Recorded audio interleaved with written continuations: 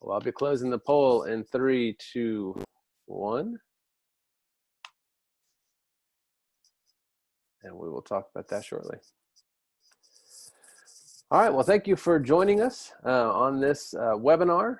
We are going to be talking about fall events, event planning, and covering a lot of territory today. My name is Andy Johns. For those of you I don't know, I am the Director of Marketing and Business Development here at WordSouth. I am joined today by Carrie Huckabee, who is our Director of Strategy and Training. Carrie, everything going all right with you? Everything's good this morning. Thank you. All right, we're off Hope to a good. everybody's doing okay. Yeah, we're off to a good start. Everything seems to be working so far. So, if you have any questions throughout the webinar today, go ahead and use the Q&A function, or any of the ways through Zoom to reach out to Carrie or I, and we will do our best to answer your questions. Looks like we got a couple of WordSouth folks on the webinar to recognize. Elizabeth Wooten is on as well. You guys probably know Elizabeth. We've also got Carrie Scott, Matt Ledger, and Susan Bain on. So thank y'all for the support. And it's always good to know that at least some of your coworkers are going to show up for a webinar, even if nobody else does. But we've got a good crowd that keeps growing for this one. So I'm glad about that. When Carrie and I planned out all of our webinars for the year back in, I think, November, we had the great idea to do an event webinar, not having any idea what 2020 was going to look like. So this webinar will be different than what we originally planned it to be, but I think a lot of the principles still stand. So let's go ahead and look at the poll results here. I'll go ahead and share those. I appreciate you guys filling that out. If you missed that, don't worry, there will be others. So what is your main motivation for doing events? 33% of folks said PR, 22% said marketing. We have one very honest person, 11% says they do what they are told. And then about a third of the folks said all of the above. So that sounds like we're at least operating kind of a similar mindset to get started. And we'll have a couple of other polls as we go throughout. But like with a lot of presentations that I do, I'd like to start this webinar session with a story, if you don't mind. So back in 1924, there was a retail company who was trying to think of a way to promote its new store. The management decided they were going to do an event and get into event marketing. They were going to do a parade. Now, they weren't the first company to do a parade. There was a competitor in the same town that had done a parade 4 years earlier that had about 50 people, 15 cars, and a fireman dressed as Santa Claus. But this company wanted their parade to be different. They had a big plan. They told their employees to dress up like clowns, cowboys, and knights with real swords. 1924 was a very different time. And they had made plans to rent bears, elephants, camels, and monkeys from the zoo in town to walk with the employees. And by the way, the parade route that they mapped out was 6 miles. People were tough in 1924. But just imagine being in that staff meeting for a minute, like, okay, team, I would need for you to wear a suit of armor and walk 6 miles. And, oh, by the way, hold this monkey. This is, things were different back then for sure. But they publicized the parade for November 27th, 1924, and prayed for good weather. They probably prayed that the employees would actually show up and wear the armor and hold the animals. But that morning when the police sirens fired up and the lights got started to kick off the parade, an estimated 250,000 people lined the route, including 10,000 people waiting at the end of the parade right outside the brand new Macy's department store. So here we are 96 years later, and this fall we'll be watching along with about 50 million other Americans as they do some version of the Macy's Day Parade through New York City, or the Macy's Thanksgiving Day Parade through New York City. Plans are still on to do something look a little bit different like everything else this year. But I thought that's a good example just about the power of what an event can do for your marketing efforts. So the big 3 things that we're going to be talking about on this webinar are: why do event marketing, how to maximize your return on events, and what do events even look like in 2020. And I think we've got a pretty good, some pretty good examples to run through. So what is event marketing? As Carrie and I sat down to hammer out this presentation, we knew that event marketing has traditionally been about building relationships beyond transactional relationships.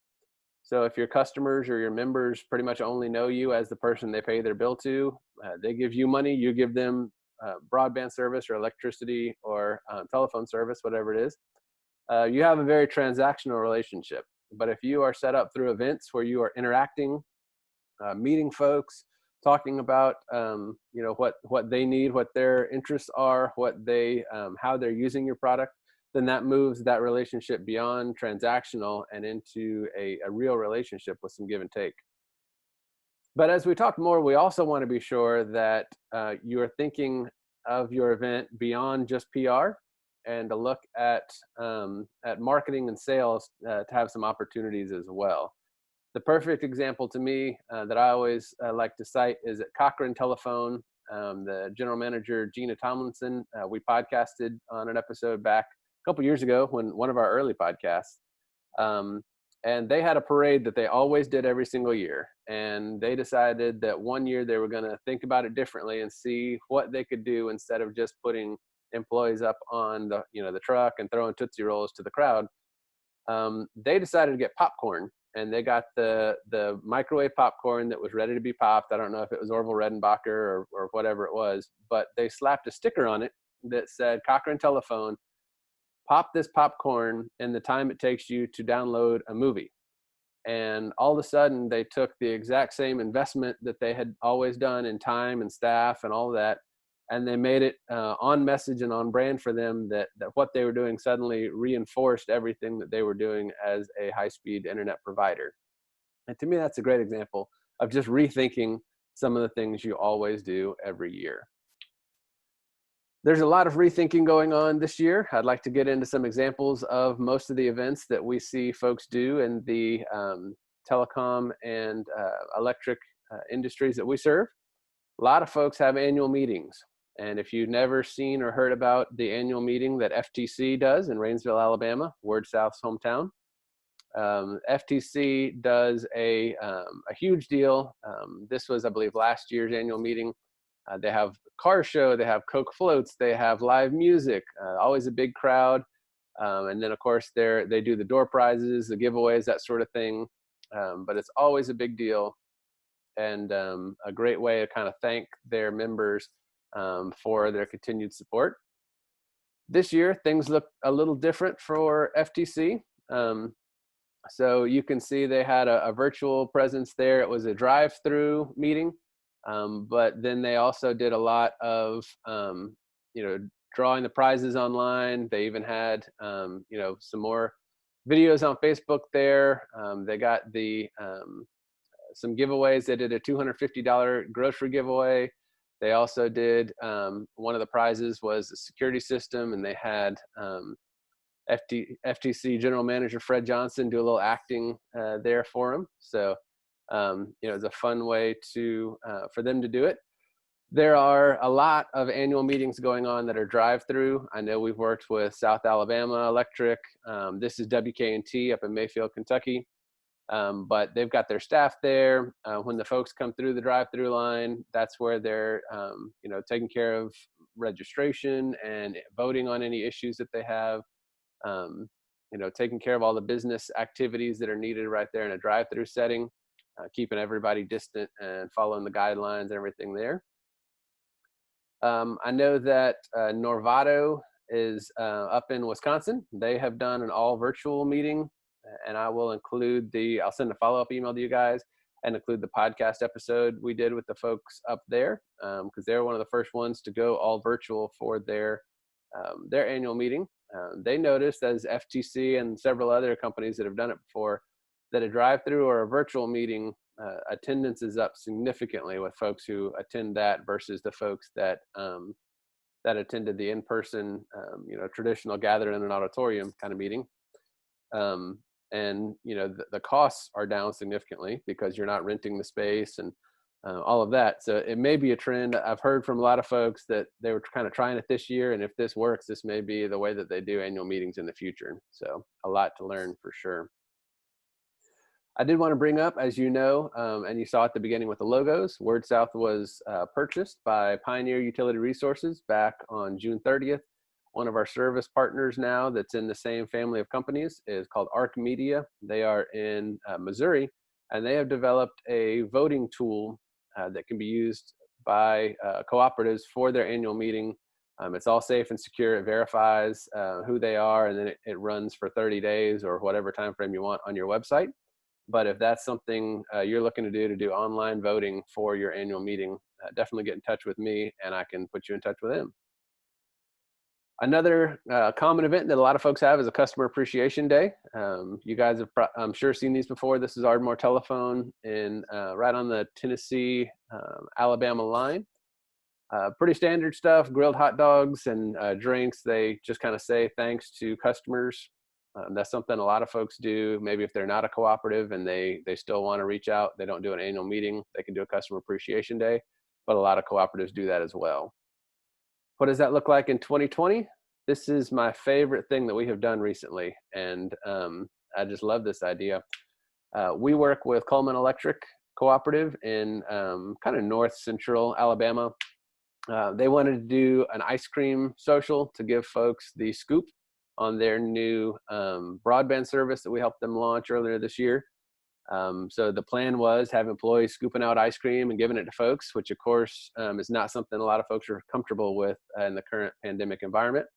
So instead, we worked with the folks there at Coleman to get a branded ice cream scoop and then design the box where the outside is bright and colorful. As you see, get the full scoop on Sprout Fiber Internet. And then inside the box is all of the information, a lot of the FAQ type stuff, what the service is, what it means. And you see it's branded on the scoop and on the box there. And that's one of my favorite things that we've done recently. So I wanted to be sure to do that. So to share that with you guys so that folks can feel appreciated and have their ice cream at home, even if they can't do it in a big group setting. I think a lot of folks on here do some kind of parades or festivals. I know that Christmas parades are big. Sometimes there's a July 4th or other parades throughout the year. Hopefully your parade goes better than this. I don't know if this is Macy's or where it is, but obviously they're struggling with Barney there to keep him under control. And then things really get kind of nightmarish for anybody. There are probably a lot of parents. Speaking as a parent, I'm not terribly sad to see things end up that way for Barney, but parades, there are a lot of variables there that can go wrong. My favorite telco parade fail story comes from Kentucky, and I was looking at the participants list to see if Mark or Jody were on here, because Mark does a great job telling this story. They had a parade float at PRTC that the theme was blasting off with broadband, where they built a PVC rocket that was supposed to stand up, and then glitter would come out in this cloud and it would be, blasting off with broadband. It's a great idea.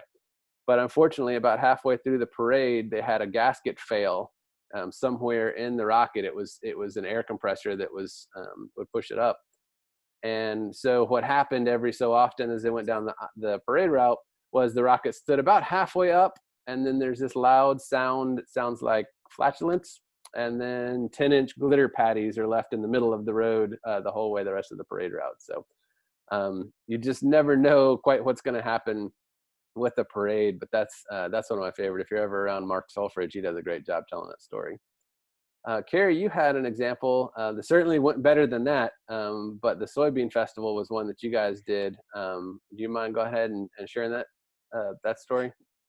No, I don't have anything funny that happened like PRTC, but I'm sure it wasn't funny at the time, but it's funny later. Right. So the soybean festival is a well-established event that's been going on like over 25 years in Martin, Tennessee. And Martin was was an area that WKNT signed a partnership with the city there to build a fiber network in the city of Martin. So as Andy said in the beginning, when you're looking at events that, you know, is it a PR event? Is it sales? Is it marketing? And sometimes you're fortunate enough that it can be all three.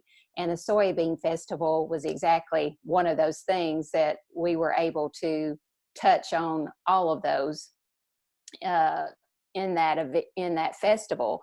So, and Andy also mentioned, how do you look at events and see how you can do something else, or where are the opportunities that it's not just setting up a booth and manning it, but are there other things within that one festival that you can do, or that event?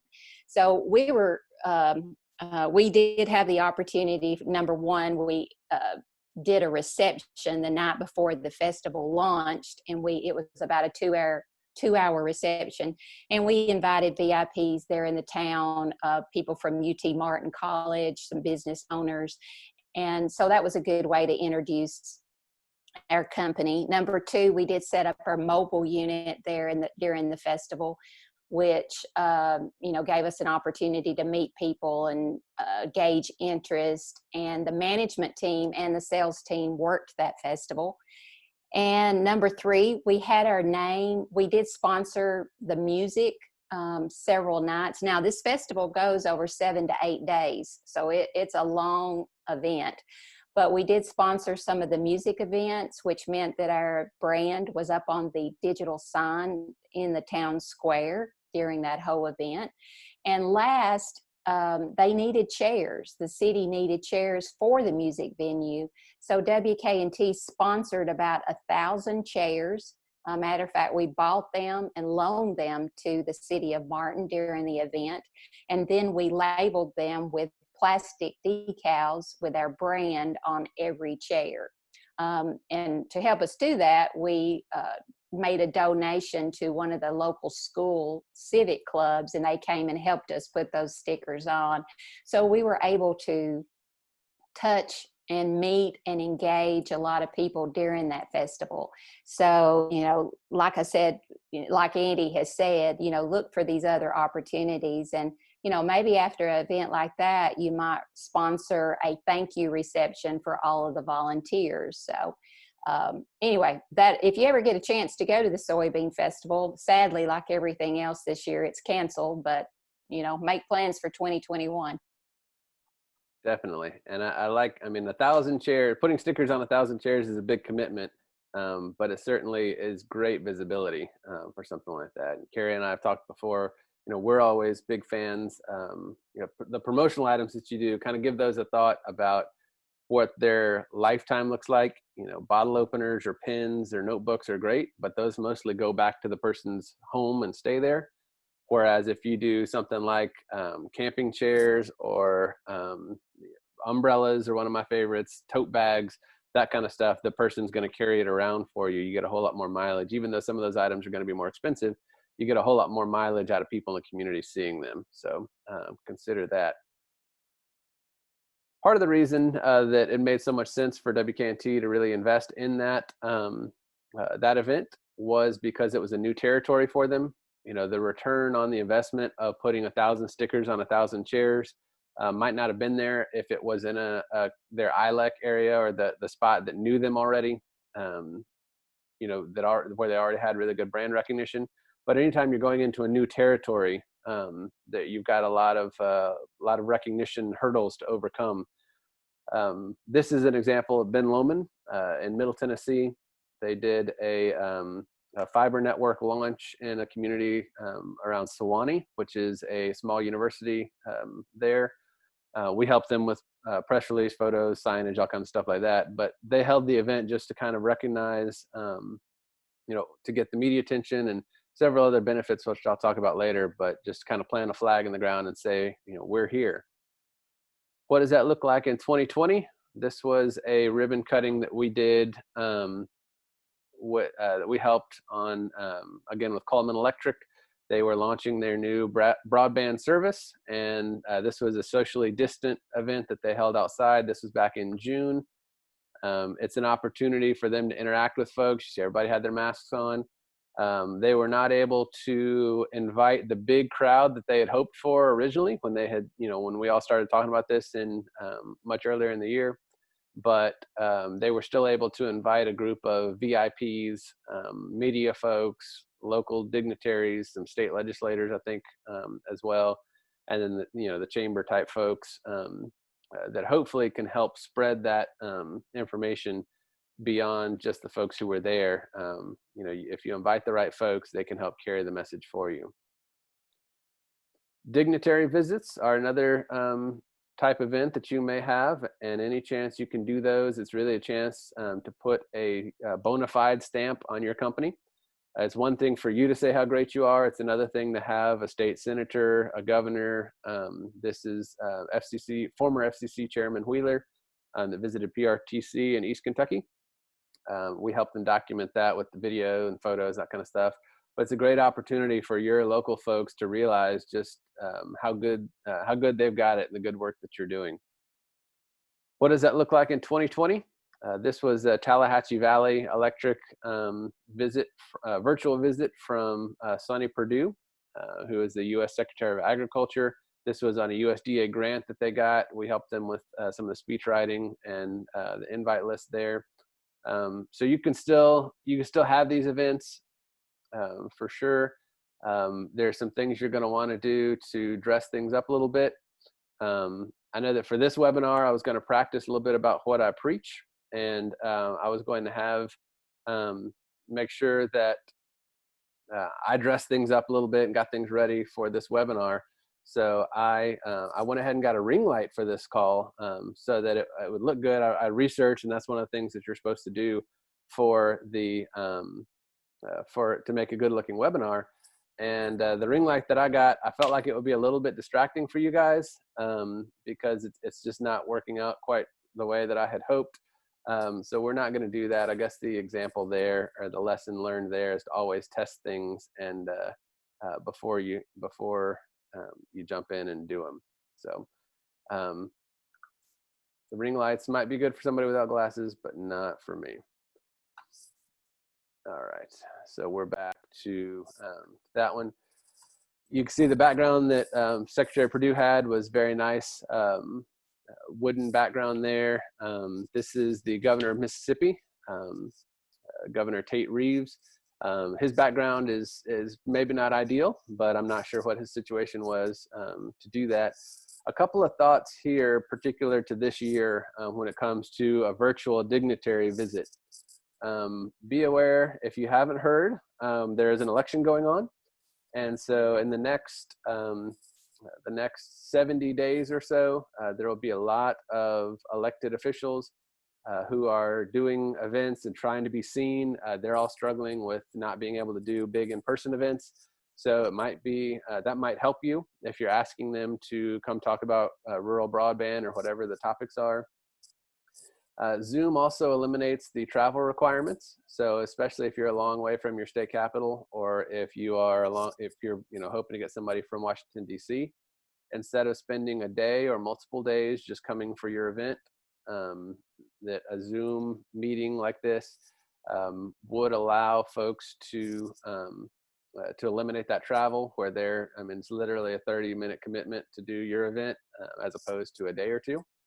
And then lastly, don't think of these visits as just for the people on the call. That call with Tallahatchie Valley had about, I think 40 or 50 people on there. But if you record the video, then you can obviously get a lot of traction on social media, even if folks aren't going to watch the whole video. If they see the if you start your video clip with the U.S. Secretary of Agriculture saying that this company is doing a great job with rural broadband, that's impactful, even if they only see a couple of minutes. A couple of other common events that we've seen. Technology in schools is a great event. This is from NCTC right there on the Tennessee-Kentucky border. The STEM type topics with some technology there. They've got the robots, the basketball shot. They've actually had a Wi-Fi enabled basketball that tracked all kinds of things like trajectory and spin, rotation, that kind of thing. to give basketball players instant feedback on their shots. And that was a cool way to use technology in schools. So that's a good one to do frequently. And then award recognition is another reason to have an event. This is in Novato. I'm not sure if Maria is on the call yet, but Novato, up the very northern part of Wisconsin, helped the state legislature create this telecommuter forward program, where the telephone or the broadband provider and the community had to meet certain requirements where that kind of designated them as the ideal place for telecommuters to live and work. And as soon as that program became official through the legislature, obviously Novato was right there to help their home county, Bayfield County, become the nation's first telecommuter forward community. There's some other folks up there that have gotten that distinction afterwards. But that's certainly something to consider when you're looking at events. If there's not an event out there, or if there's not an award out there that that you can feel like you can get, or that doesn't send the message you want, there's nothing wrong with helping get that award started just so you can win it, because that's a great PR tool there. A couple more events here. Everybody loves a good seasonal event. Well, I guess not everybody, but no, not that kid either. And definitely not that kid, but most everybody loves a seasonal event. This is with Sandhill Telephone in South Carolina.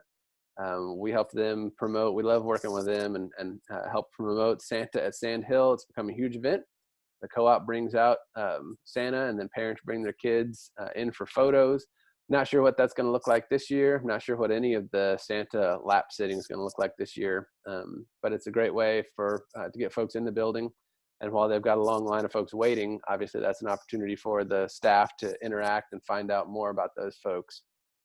The big thing about this holiday season coming up is the new PlayStation and the new Xbox are due to come out around November 15th. Both of those systems are expected to be really heavy on what's called cloud gaming. And some of the providers, Google Stadia last year came out. It's the only other really cloud gaming platform out there. But the suggested bandwidth or suggested speed packages for some of the cloud gaming is expected to be a minimum of about 25 or 30 megabits per second. So that's going to require upgrades for a lot of folks. So any of your events or any of your campaigns this fall, that's something to consider for sure, because all the gamers, anybody that gets one of those new game systems for Christmas is going to be needing the higher speed to be able to use their new items. We're working on WordSouth coming out with a freebie, as we called it when we did it with Disney Plus last year. But mid-October, we're going to have, I believe the plan is 2 social media posts and 1 blog post explaining cloud gaming and talking about what that's, what's needed in order for those devices to work. So you can look from that. By being a part of this webinar, we're going to put you on our list to get that. So we'll be sending that out in the middle of October. So you have some time to get that ready before all the questions come in. The other image there, this kind of a double whammy event. I really like this one from People's Telephone in Quitman, Texas. They had a contest for kids to design Valentine's cards, and then they named a winner and gave a prize. But then they took all of the cards that were sent in to the senior adult facilities, the nursing homes or the assisted living homes, and shared those cards with them so that they, the folks living there could appreciate that and enjoy that. It really touches a couple of generations there. And with this year in particular, with a lot of the folks in the nursing homes and the vulnerable populations being a little isolated, might be an even better time to do that and really make a difference for some folks, whether it's Valentine's cards, Christmas cards, Thanksgiving cards, whatever it is. Might be an opportunity for somebody to do an event there. The last one that I want to throw out there as an example of events that we've seen a lot of before, some folks will have sign-up drives. This was a really good success story from WordSouth Telephone in Middle Tennessee back last summer. WordSouth, or BTC Fiber, as I should say, They had a new CLEC area where they got a grant to build a fiber network up on top of Dayton Mountain, which was about 500 possible homes and businesses. They decided that since they knew people up there really didn't have anything in the way of internet, they weren't going to make people sign up online. They were going to come to them. So they held a sign-up day up there on the mountain. And on one day, out of 500 potential customers they could have, they had 175 come and sign up on that one day. So any day that you can have almost 40% of your market sign up for your service in a single day, that's a pretty good day for sure. But Carrie, I think that you were going to share a little bit when we're looking at other events coming up this fall. There's one other event that we wanted to highlight and share a few details on. So Carrie, do you mind sharing that? Don't mind at all. And I don't think I told you, Andy, I appreciate you testing the ring light, because me going without glasses is not an option. So I appreciate you testing. Well, me going with green googly eyes is not an option either. So thanks. Right. So Customer Service Week is October the 2nd through the 5th of this year. And it is set aside to recognize those employees that are front line with your customers day in and day out. You know, that may be your CSRs, your MSRs, your tech support, your linemen, your installers. And if you've never recognized this week before or acknowledged it at your company, this may be the year to do it, because it's definitely not been a normal year, and there's been a lot of challenges for sure. Your lobbies have been closed, and then they've reopened, and some have closed again. You've had your drive-in windows open. Your CSRs have worked from home, some, or if they're working in the office, they're wearing masks and having to social distance.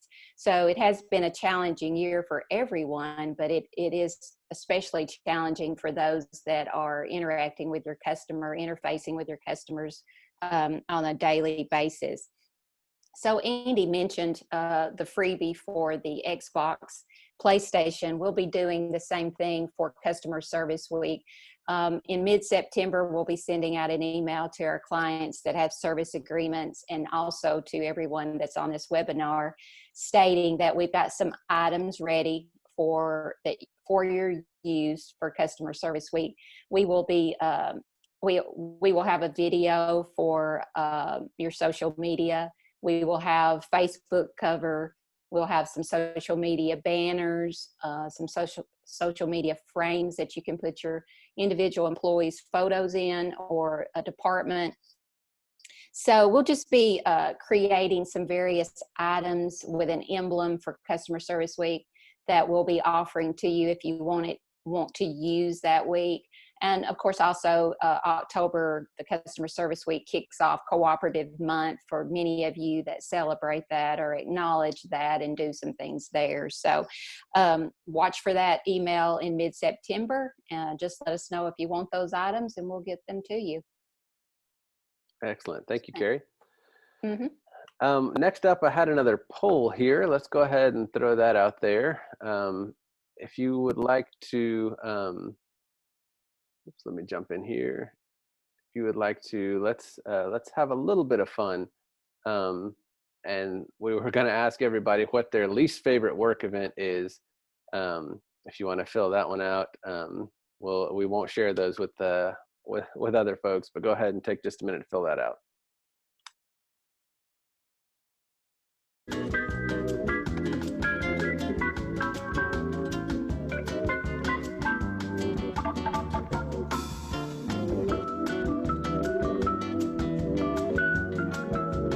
We'll be wrapping that up in just 5 or 6 seconds here.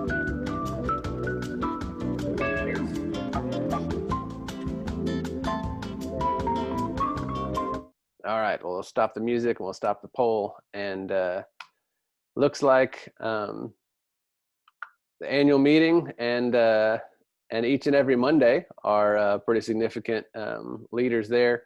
The fairs and the parades probably has something to do with weather, I would imagine, on those. but interesting to see. We were just curious to have a little bit of fun, there. So why even do event marketing? That is, like we talked about earlier, that the big opportunity is to build relationships beyond the transactional relationships, but there are more benefits than that I'd like to run through. You have a chance for customer interaction, and really everything comes back to that. They can learn from you. Hopefully you can learn from them. It's a chance for to get some feedback, to see how folks are using your service, what matters to them, those sorts of things. Great opportunity there. It gives you credibility. The little sketchy looking fly-by-night high-speed internet signs you see on the corner of the highway, those folks aren't offering events. So the fact that you do an event where you get your people out there to see, folks to see you and interact with you, it adds credibility for sure. These next two are related, so I'll include both on here, but product demos and education, whether it is something even as simple as billing, or something more like streaming. We know a lot of folks, if you're not doing a TV play, teaching folks how to cut the cord, showing them how to use a Roku or an Apple TV or a Fire Stick, those are major hurdles to overcome. And some of the best way to teach folks that is to have a demo in person. Hopefully you get some publicity out of the event, whether it's ads online or ads in the paper. Maybe it's posters you've got up in your lobby or around town.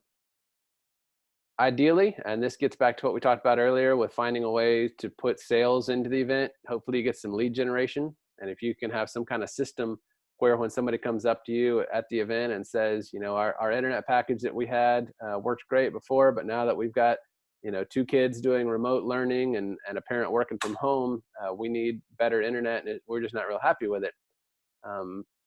That's an opportunity where that person may not have called in. They may just leave and go to a competitor. But if you have an event like that, that can be a lead for your sales team or for your customer service staff to follow up on. And I'll talk about it again in the checklist towards the end, but just to have that, have a process in place where, if somebody says that to you, you're going to put that here or either have them fill something out where it's easy to follow up on that lead. That's important as well. It provides you content, and that's for social media, for your newsletters, for email, whatever channels you're using, both beforehand and afterwards. People love seeing pictures of folks in the community. Anything that we do on our email newsletters, the highest clicks are always the photo galleries, either what we're doing for ourselves or what we're doing for clients. People love to see photo galleries of events. Hopefully the event will get you a little bit of media attention, depending on how big of a deal it is or what announcements you're making. Hopefully you can get at least some local media to tune in and tell your story beyond the reach of the folks who were there. It's a great opportunity for business networking, whether it's a chamber type event, or if you do something, I've heard recently, I think it was eTex over there in East Texas. They had done, I think a couple of other folks had their cybersecurity vendor come in there and talk to their staff for training, but then they opened it up for all the IT professionals in the area to also be able to get some of that cybersecurity training. And that was a great opportunity for their staff to interact with the IT folks from some of those anchor institutions in town. Is a key opportunity there. Branding items, we've talked about that before, so I'm not going to spend any more time on that. But the next one here, ask them to do something, I think is important to consider while you have everybody there, because it's so much easier to get people to do something when they're already with you, when they're already in the room. And Carrie, you guys have a great example of that you guys used to do with WKNT. Sure.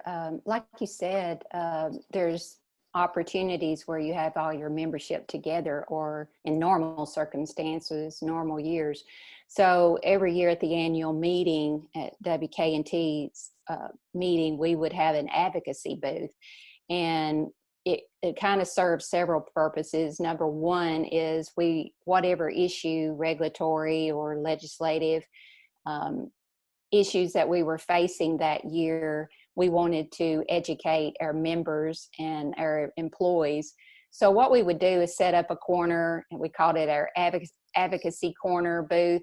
We would have 10 to 12 employees to work that booth. And what we would do is we would write letters to our legislators and to the FCC chairman. We'd have that letter out, and then we would ask the members to come up and sign the petition. Basically, they were signing the letter. We did give them T-shirts, of course, when they came up and would sign the petition. So they walked away with a T-shirt, but then they also walked away with an understanding about whatever issue it was that year that we were talking about. And it also helped the employees engage the member and connect with them also. So, a T-shirt, as Andy said, also T-shirts and chairs and things like that are always good. And we would see those T-shirts at ballparks. And, one time I was at St. Thomas Hospital and I saw someone coming down the corridor with one of those T-shirts on. So there's just no telling where you'll see your T-shirts and your chairs and things like that. But it is a great way to ask them to do something and get them involved. So thanks, Andy. And to think about how difficult it would have been to get that number of people to sign those letters any other way than in person, whereas there, all you had to do was set up a table and have the T-shirts for them. So, right, that's your audience. Right. The last thing that I would consider a big benefit is your search engine optimization and some links. So hopefully by having the event with the publicity we talked about earlier, you're getting some traction online and sending people back to your website to let it do its work. We did a survey before the Story Connect conference that we do. Like everything else in 2020, Story Connect was canceled this year, but we're set for March 9 to 11 next year in Gatlinburg, Tennessee. So I wanted to share the results about events because I think this provides some pretty good insight. Does your company host any annual events? If so, what? You can see a big number hold annual events. These were our attendees. So it's not terribly scientific, but I thought it gave a pretty good indication. Some kind of Christmas event, about half of the folks involved did that. And then you see customer appreciation, Halloween, technology in schools. The other that was there that we did not include on there was a lot of folks said that they do Veterans Day events.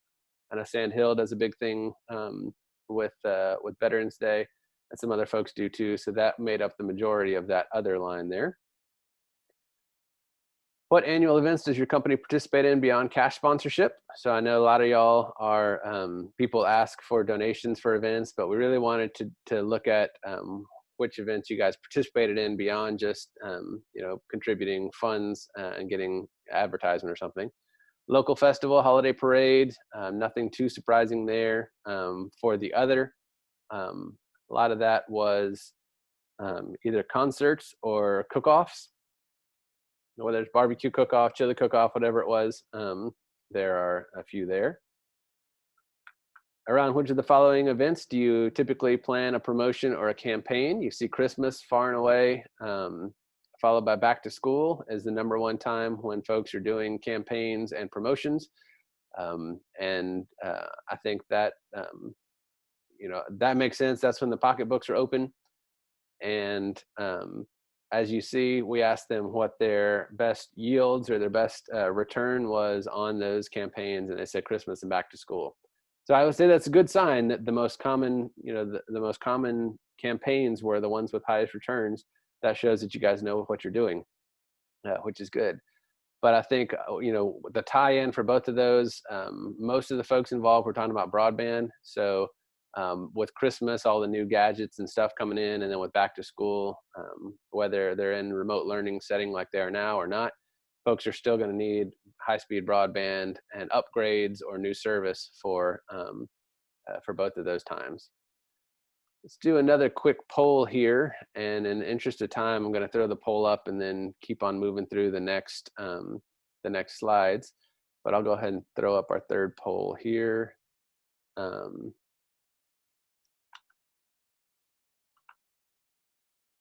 There we go. So it's up there if you can vote. I'm going to start through our checklist here because I want to be sure that we get to everything and get y'all out of here within the hour.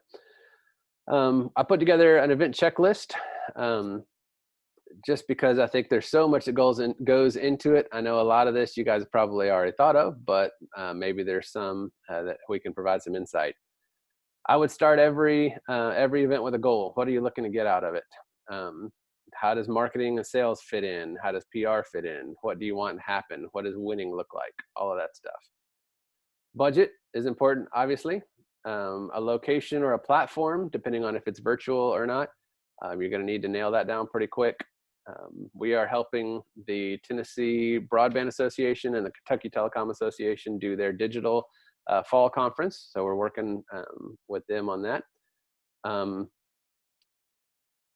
Employee notices, you've got to let the employees know time and time again when we're working with folks, what it comes down to is that employees are scared of looking like they don't know the answers to something. So making sure that the employees know stuff before it goes out in the paper or on the social media channels, however you're publicizing it, making sure the employees know helps them get on board, because you run into some problems when you've got folks that are not aware and they're asked and they don't know the answers. That can hurt the morale on the whole event. Employee dress is something that we always urge you to consider. Whatever that looks like, employees need to know ahead of time. Maybe you're ordering shirts or hats or whatever. Remember, if they complain about having to do business casual for your event, you can use that Macy's parade story that I told earlier and make sure they know that a pair of Dockers is a whole lot better than having to wear armor and carry a monkey. You got to get your invitations out there for VIPs.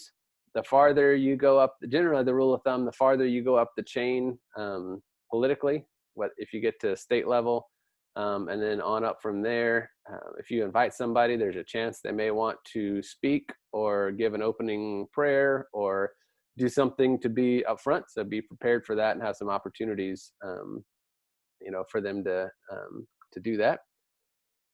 Work on publicity, which we've talked about. The media advisory is a little bit different than the press release.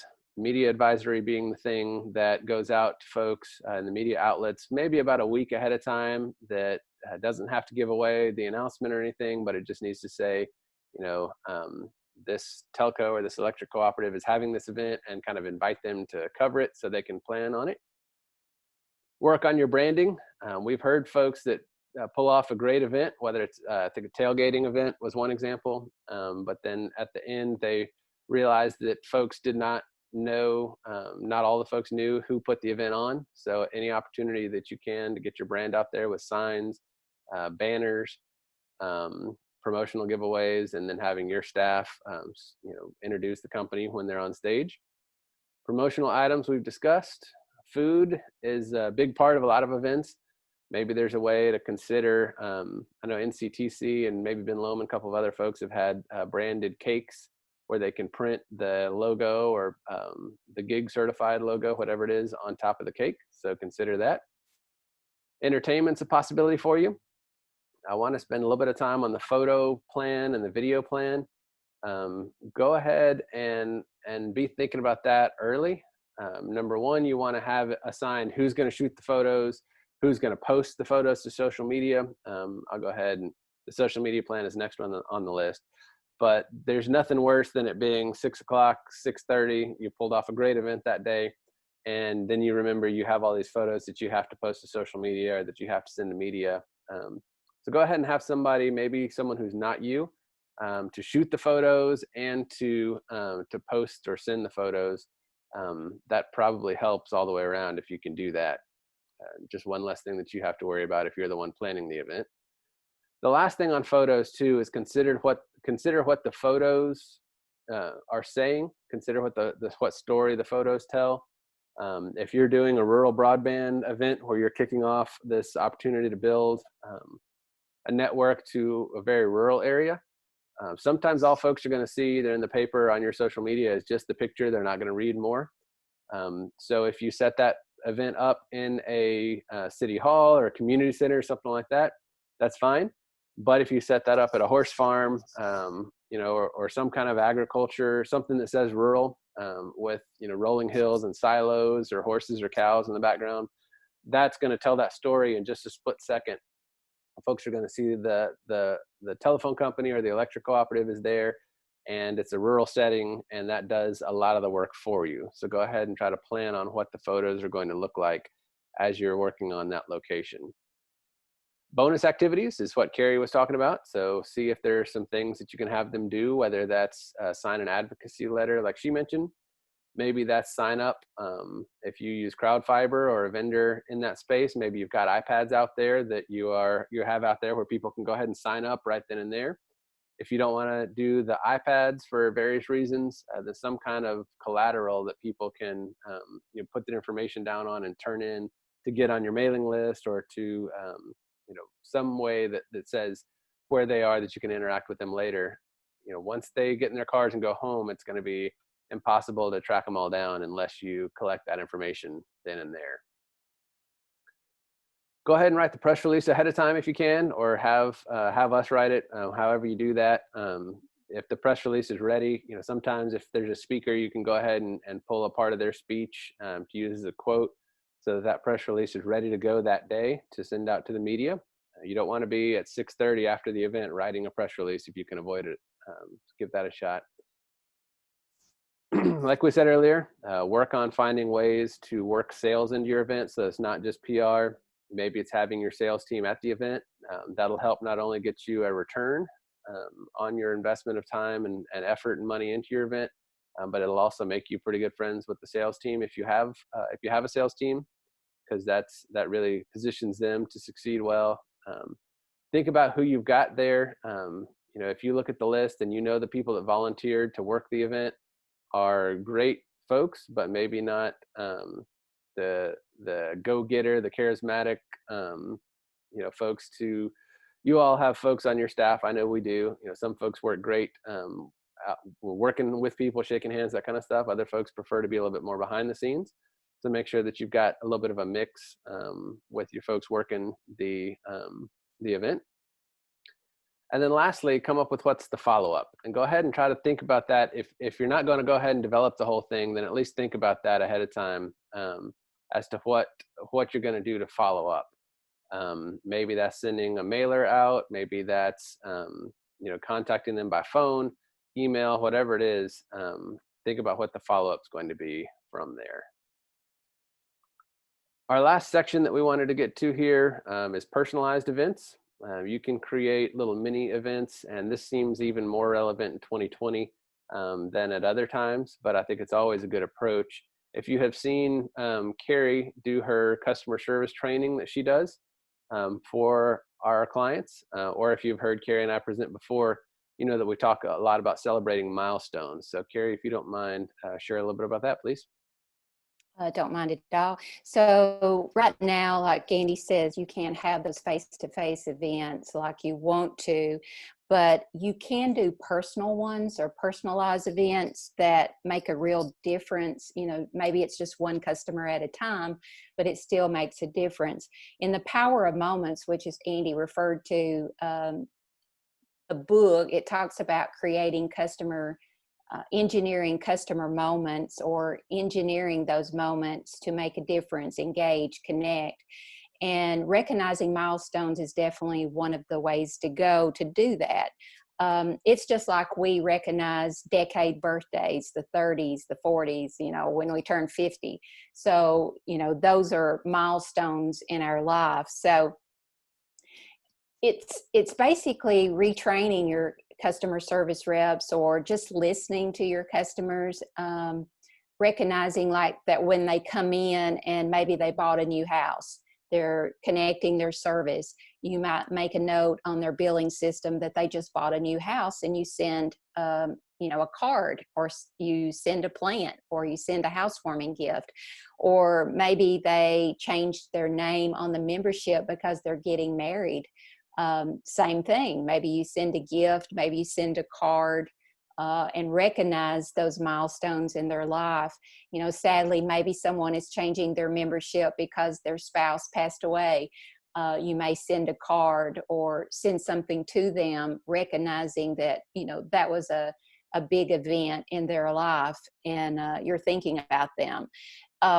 one of the things is anniversary, how long that they've had service with your company. And that is something that your billing system can help you do.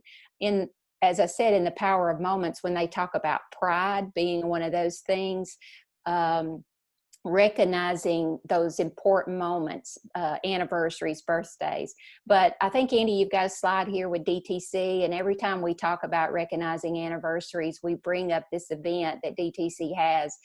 They recognize every year, they have an annual event and invite everyone that has had membership with them or service with them for 50 years plus. And I think Janie over at DTC said at the last event last year, they had 200 and something people that attended this event. So imagine, that it makes them feel really great to be recognized for that service. I mean, after all, Andy, I think that's over 600 bills paid to DTC. So,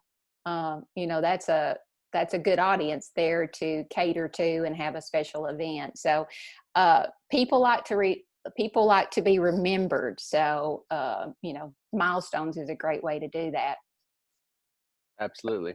And, maybe like we talked about before, there's, you have the customer service folks, when somebody calls in, they say, oh, it looks like on here you've been a customer for 7 years. Thanks for your support.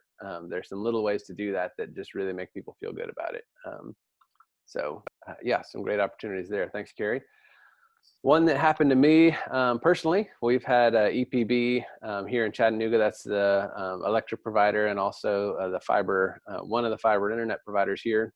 After 1 year of service, they sent me, being a father, I do love a good dad joke and a pun like this. So in case you didn't know, your friendship means a lot to us. That's the kind of joke that us dads love. At the 1 year mark, we got that with a free large chips and queso at one of the local burrito places. Not only is that nice for us to get, but I'm sure the business that takes service from EPB was happy to have the recognition there, and a nice opportunity there. Automation is the last thing that I'm going to talk about real quick, but I did want to go ahead and share, just in case some folks are having to hop off here in a minute. I did want to share the results from the poll that we just put out there, because it was kind of surprising to me. This was asking you guys, when do you expect to have big group gatherings again? So this group here today is not optimistic. One group is having them now. Another 10% say Valentine's Day. But 70% of folks are saying that it's going to be summer 2021 before they're expecting to have any big group events again. So again, that's just a poll of this group. It's not necessarily scientific, but I did like the 10% there that said they like Zoom so much they're never leaving.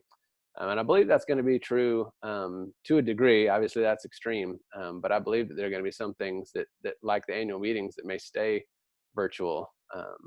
So I thought that was interesting. I wanted to share that. The last thing I want to cover here is automation. I know some of the billing software can do some of the automated emails for you. If not, you can reach out to us and we can help do some of that. But there's a way to set it up where they're getting emails, and that you may look at this and say it's overkill, and it certainly may be, but I wanted to bring up some of the opportunities. Maybe automatically when somebody signs up, they get an email about their install day to tell them what to expect. After the installation, they're getting an evaluation that lets them say, this was great or this was not so great. And then you have an opportunity to follow up from there. A 30-day check-in, maybe a 2 or 3 month check-in as well, and a 6 month, just to see how folks are getting along, see if their system has, or their needs have changed. See if all of a sudden over the last 6 months, everybody's gone to working from home and school from home. So they suddenly need a better connection. These periodic checkups with the email, they may not reach out to you and say that something's wrong. They may just switch to a competitor. But if you're checking in that often, at least you can mark some milestones like Carrie was talking about, but then also provide them an opportunity to very easily just say, hey, this is not going great. Can you fix it? And then that's an opportunity either for to fix something that's gone wrong, or to explain, the differences in the internet speeds and what could, how they could benefit from an upgrade. maybe it goes for a celebration at 1 year, whether that's chips and queso or something else. And then something at 500 days or something at the 2 years to celebrate as well, all the way going until maybe their 50th bill or their 100th bill. They get some kind of discount, or you let them skip a bill. 50 bills is 4 months or 4 years and a couple of months. 100 bills is about 8 years and 4 months that they would have been good paying customers.